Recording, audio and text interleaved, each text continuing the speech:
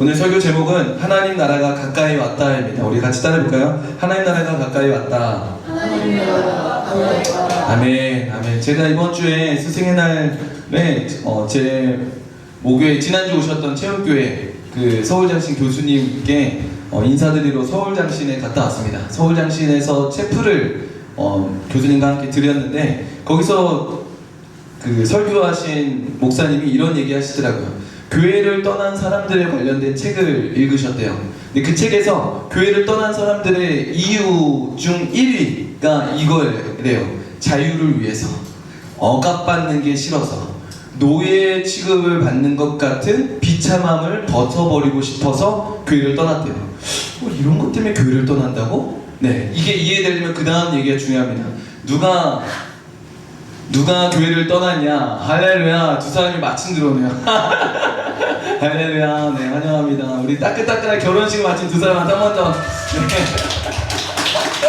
네. 네. 참 묘한 게 교회를 떠나는 사람들 이야기하고 있었는데 누가 떠났냐? 했더니 분이 두 사람 얘기는 아니고요. 이제 서울장신 체플 때 그 설교해 주신 교수님이 읽었던 책 내용에 대해 말씀드리겠습니다. 교회를 떠난 사람들에 대해서 자유를 위해 억압받는 게 싫어서 노예된 모습에 회의를 느껴서. 근데 그들이 누구였냐? 1위 그 대상은 목사였습니다. 교회에서 자유롭지 못하고 억압받고 노예 취급받는 게 싫어서 떠났대요. 교회를 떠난 사람들의 1위가 목사라고 하더라고요. 물론 교회가 잘못한 부분들도 있을 수 있어요. 고려해야겠죠. 그러나 아무리 그래도 1위가 목사라니, 그 목사가 떠난 이유가 자유를 위해서라니. 죄에 종됐던 우리가 이제는 그리스도의 종이 되고 교회의 그 종으로서 몸된 교회를 위해 헌신하겠다고 결단하고 인생을 바치기로 각오하고 안수받고 선 사람들이 목사인데, 그 목사님들이 자유가 좋아서 억압받는 게 싫어서 노예 취급받는 내 모습이 비참해서 교회를 떠났다니, 이거는 참 통탄하고 애통할 일이 아닐 수 없는 것 같습니다. 그들이 주님을 위한 일들을 많이 했을까요? 안 했을까요? 엄청 많이 했겠죠. 예배? 일주일에 한두 번 했겠어요? 10번씩, 13번씩 이렇게 예배를 드립니다. 주님을 위해 헌신하는 시간도 많았을 거예요. 많이 했어요. 근데 왜 떠나죠? 내가 불편하고, 내가 괴롭고, 내가 힘드니까 떠나가 버리는 거예요.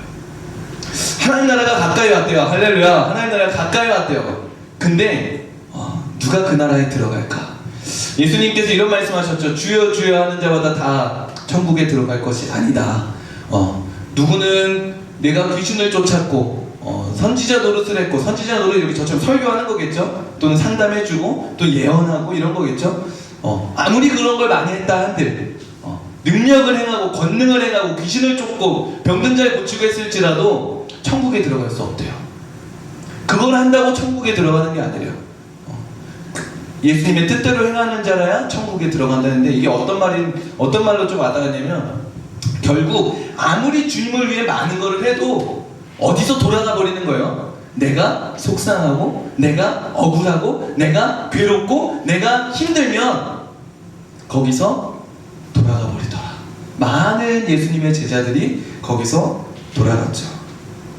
오늘 본문도 결국 비슷한 상황이에요. 오늘 본문을 보면 뭐라고 시작하죠? 요한이 잡힌 후에로 시작해요. 세례 요한이 옥에 헤롯에게 이제 갇힌 거예요. 옥에 갇힌 거예요. 예수님이 이 지금 때가 찼다, 하나님 나라 복음을 전하면 때가 찼다, 하나님 나라 가까이 왔다 언제 있냐? 세례 받으시고 하나님이 사랑하는 아들, 내가 기뻐하는 자라는 얘기를 들었을 때가 아니라 조금 지나서 세례 요한이 옥에 갇혔을 때 이걸 선포한다라는 게 포인트예요.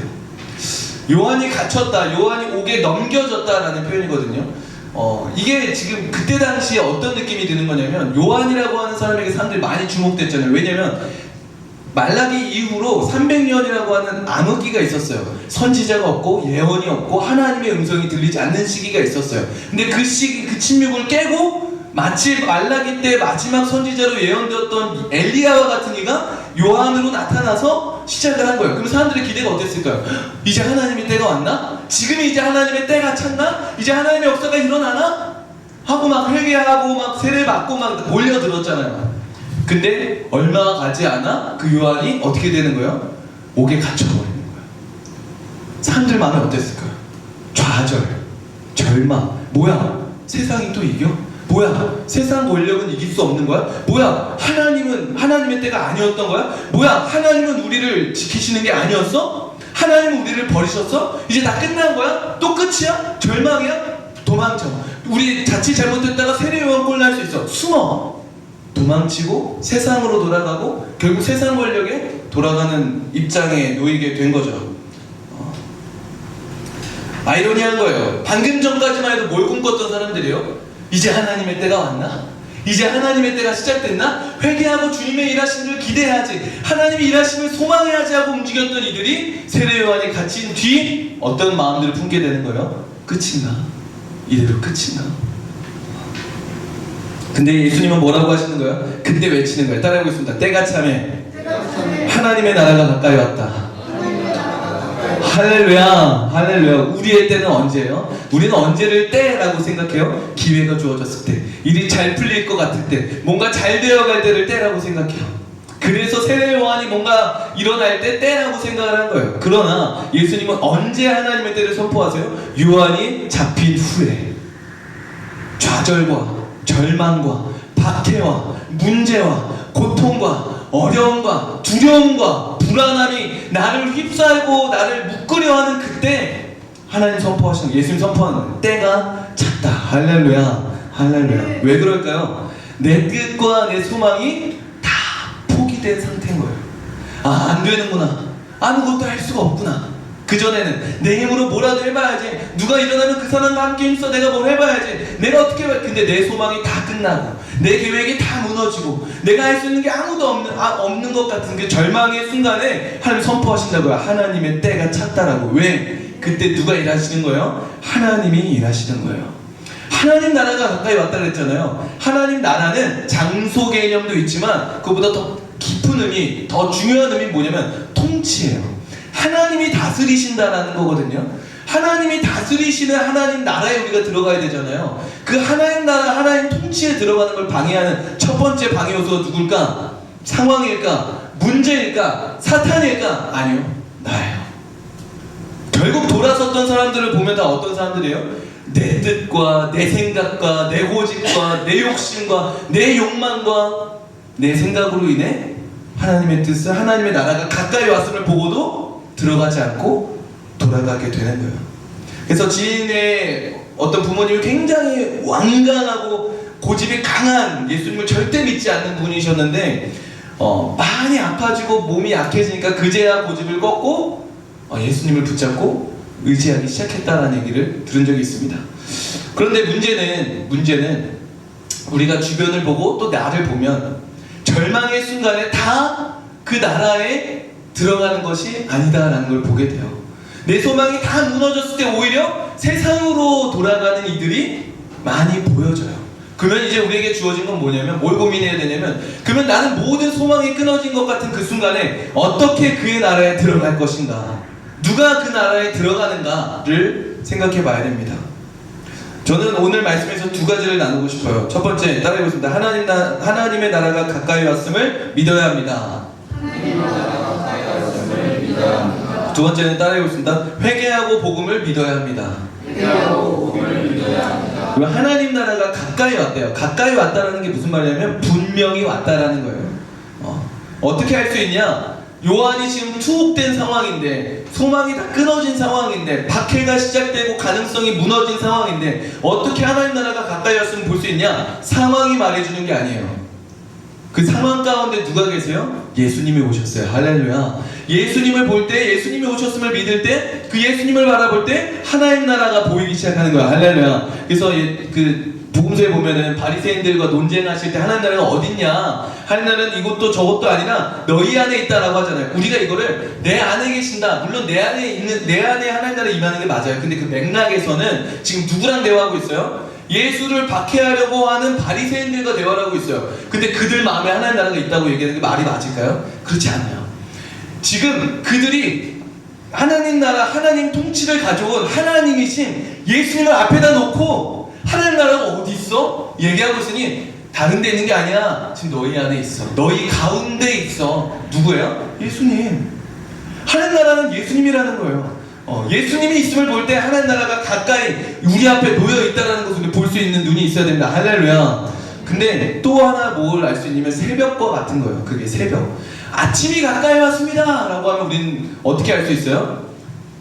그 석양도 아니고 노을도 아니고 빨갛게 빛이 이렇게 어둠을 이게 밀으면서 빛이 오는 걸 보잖아요. 그걸 뭐라고 해요? 우리가 새벽이라고 하잖아요. 그 새벽을 볼 때 우리는 뭘 확신할 수 있어요? 아침이 가까이 왔구나. 그러면 그걸 보고 우리는 반드시 뭘 볼 수 있어요? 아침을 볼 수 있어요. 그것을 알 수 있는 거예요. 마치 이런 거예요. 하나님 나라가 가까이 왔다는 거는 예수님을 보며 새벽을 보고 아침이 오는 것처럼 예수님이 이 땅에 오셨음을 보면서 하나님 나라가 가까이 왔구나. 할렐루야. 하나님 나라는 시작됐구나. 완성되겠구나. 임하겠구나. 이것을 볼 수 있다는 거예요. 누굴 통해? 예수님을 통해. 우리가 예수님을 믿잖아요. 예수님을 바라보잖아요. 예수님을 예배하잖아요. 그때 우리 뭘 봐야 돼요? 하나님의 나라가 가까이 왔구나. 이게 무슨 의미인지 좀 더 이제 이후에 말씀드리도록 할게요. 두 번째로 그 나라에 누가 들어가냐? 회개하고 복음을 믿는 자예요. 그 나라가 가까이 왔음을 많은 사람들이 믿어요. 보고 믿어요. 근데 들어가지 못하는 이들이 있다 그랬죠. 누가 대표적으로 그랬죠? 부자 청년. 율법도 다 지켰어요. 십계명도 다 지켰어요. 그리고 그 나라를 향한 갈망도 있었어요. 그런데 예수님이 너의 재산을 다 팔고 나를 따르라. 하나님 나라, 하나님의 통치, 하나님이신 예수님을 따르라. 하나님 나라로 들어와라. 그 재산 버리고 하나님께로 돌아와라. 했는데 그 청년은 어떻게 해요? 근심한 후에 예수님을 떠나가요. 예수님 앞에다 보고서도 그 나라를 갈망했음에도 그 나라가 왔음을 봤음에도 돌아가 버리는 거예요. 왜? 내 돈, 내 생각, 내 판단이 우선이 되어 있기 때문에. 또 누가 그랬죠? 바리새인들. 예수님이 그 바리새인들 종교 지도자들, 서기관들과 종교 지도자들을 향해 독사의 자식들아 회개하라 외쳤거든요. 그러니까 그들이 회개하던가요? 아니요. 회칠한 무덤 회개하지 않았어요. 그들은 뭐예요? 이 말을 한 예수를 죽여야겠구나 하고 죽일 음모를 꾀하기 시작하죠. 그 나라의 신, 그 나라의 왕이신 하나님이신 예수님이 가까이 왔음을 눈으로 목격했던 그들인데 그들은 뭐예요? 왜 뭐 때문에 그 나라에 못 들어가요? 내 생각, 내 판단, 내 유익 때문에 하나님이 들어가지 못해. 하나님 나라에 들어가지 못하게 막는 첫 번째 1순위가 뭐라고요? 그 바로 나예요. 나. 문제 앞에서 나를 지키고 싶어하고 내가 높아지고자 싶어하고 나를 변호하고 싶어하고 나를 보호하고 싶어하고 나를 위한 모습들, 나를 위한 선택들, 내 생각과 내 판단들, 내가 보기에 좋은 것들을 택하기 때문에 하나님 나라를 선택하지 않아요. 이 길만이 생명의 길이야. 이 길이 내가 살 수 있는 길이야. 이래야지만 내가 살 수 있어. 결국 하나님의 뜻을 신뢰하지 못하고 그 길은 내 판단의 세상적 관점에 망하는 길 같아 보이고 좁은 문 같아 보이고 고난의 길 같아 보이고 억울한 길 같아 보이니 버림받는 길 같고 소외당하는 길 같으니 가지 못하고 세상을 따라 가게 되는 거예요. 그래서 예수님 뭐라고 말씀하시는 거예요? 회개하고 복음을 믿어라. 하나님 나라에 들어가려면 요한을 건져내야 돼, 요한을 붙잡은 헤롯을 무찔러야 돼, 로마를 없애야 돼가 아니라 회개하고 복음을 믿어야 되는 내 역할만 주어져 있는 거예요. 회개한다는 게 뭐예요? 내 삶의 주인이 내가 아니다. 내 삶의 주인이 나였던 삶에서 돌이키다가 회개해요. 그래서 회개는 반드시 뭐와 같이 와야 되냐면 복음과 같이 와야 돼요. 돌이켰는데 어디로 돌이킬 거예요? 방향이 필요하잖아요. 회개는 반드시 복음과 맞물려야 되는 거예요. 돌이켜서 어디를 바라봐야 돼요? 복음을 바라봐야 돼요. 하나님이 다스리신다. 하나님이 왕이시다. 하나님이 함께 하신다. 하나님이 우리를 사랑하신다. 하나님이 지키시고 보호하신다. 하나님의 뜻은 반드시 이루어진다. 하나님은 신실하시다. 하나님은 실수가 없으시다. 그 하나님 우리를 주목하여 보신다.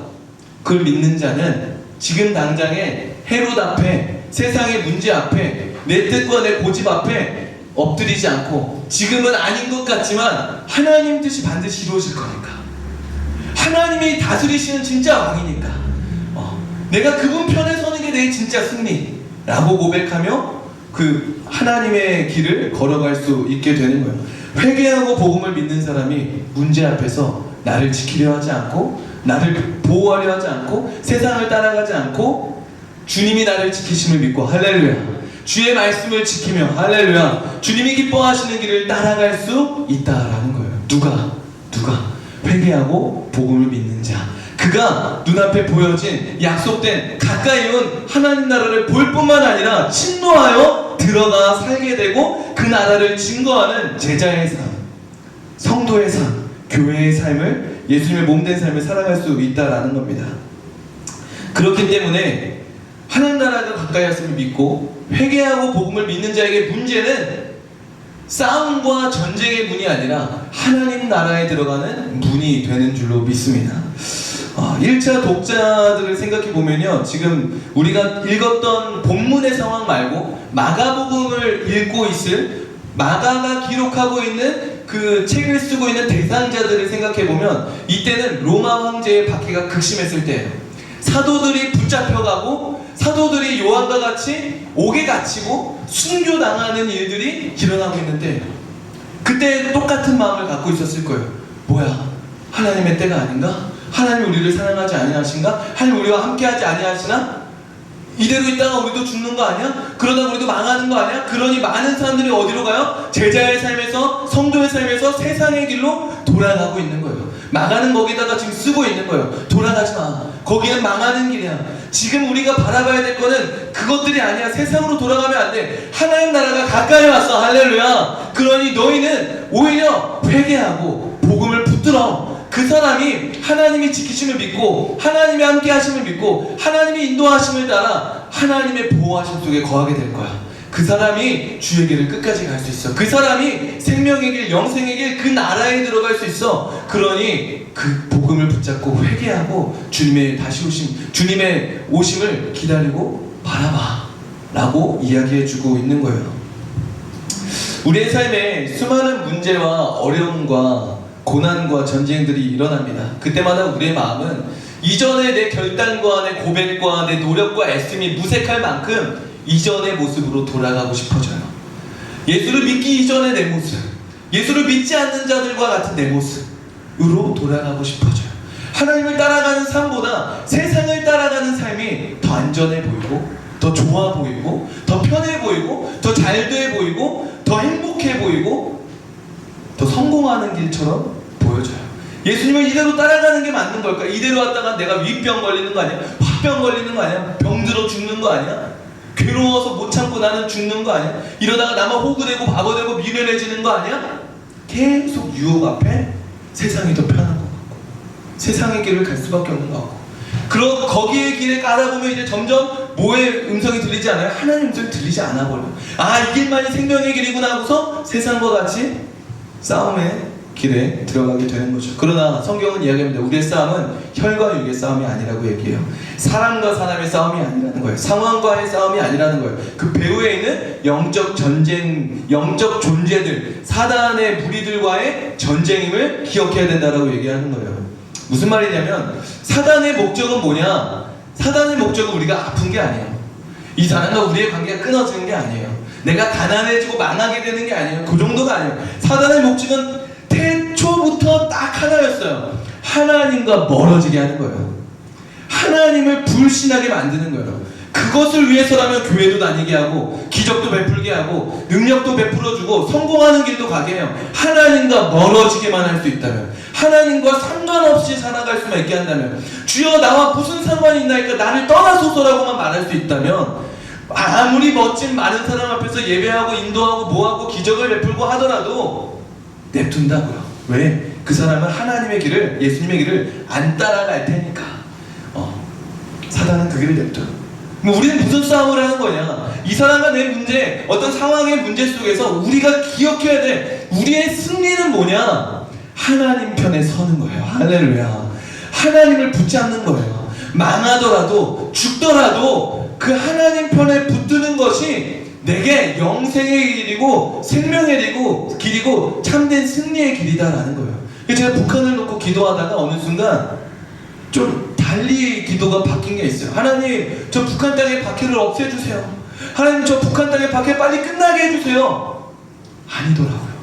박해가 없는 이 땅에 수많은 우상 숭배와 십자가가 이렇게 많이 세워져 있는데 그 뒤에 숨겨져 있는 영적 전쟁들과 미혹되어 있는 것들을 볼 때 오히려 하나님 보여주신 건 순교한 이들이 북한 땅이 이렇게 보이면서 순교한 이들의 스팟들이 찍혔는데 그 스팟마다 하얀색 십자가들이 세워지는 것들을 환상 가운데 보게 됐어요.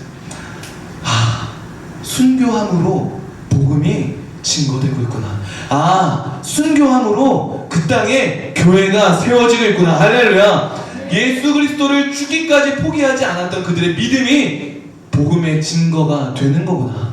압박 면적이 있잖아요. 왜 넘겨졌을 때 이런 일들이 있을까요? 여기 지금 요한이 옥에 갇힌 뒤라고 한 게 넘겨졌다는 표현이 쓰여졌다고 했잖아요. 이 표현이 누구한테 쓰여냐면 예수님이 넘겨질 때도 쓰여져요.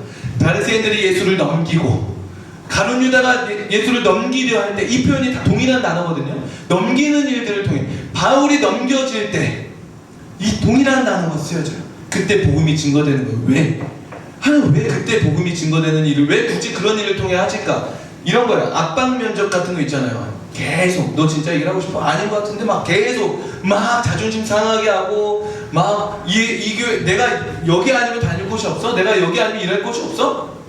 안 하고 말아 라고 뛰쳐나갈 것처럼 막 압박 면접을 하잖아요. 뭘 보고 싶은 걸까요? 진짜 그럼에도 내가 이곳에 오고 싶다 라는 그 의지와 결단을 보려는 게 압박 면접이거든요. 마찬가지예요. 복음이 언제 증거되냐면 남들 다 포기할 것 같은 그 순간에 예수를 포기하지 않고 따르는 이들을 통해 복음이 증거된다라는 거예요. 할렐루야. 하나님은 우리에게 그 고난과 박해를 허락하신 이유는 우리를 통해 우리가 진짜 믿음의 길로 나아가고 그 진짜 믿음의 길을 걸어간 우리를 통해 복음이 증거되기를 하나님이 원하시는 거예요.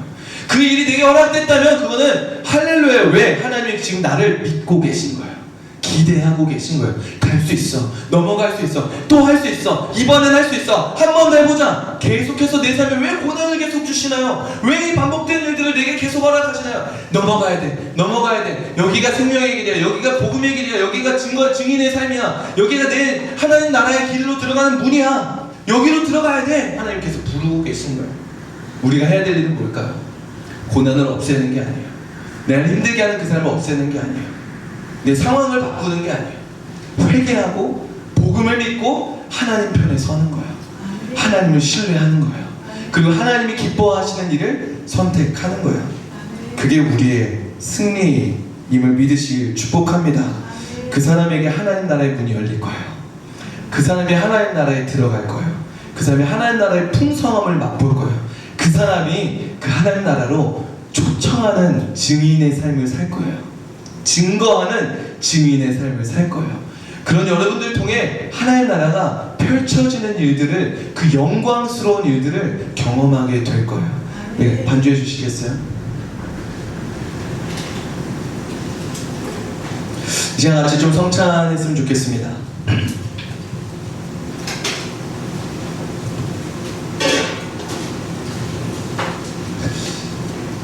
내 삶에 여러 가지 어려움과 문제와 힘든 상황들이 계속해서 일어나고 있습니다.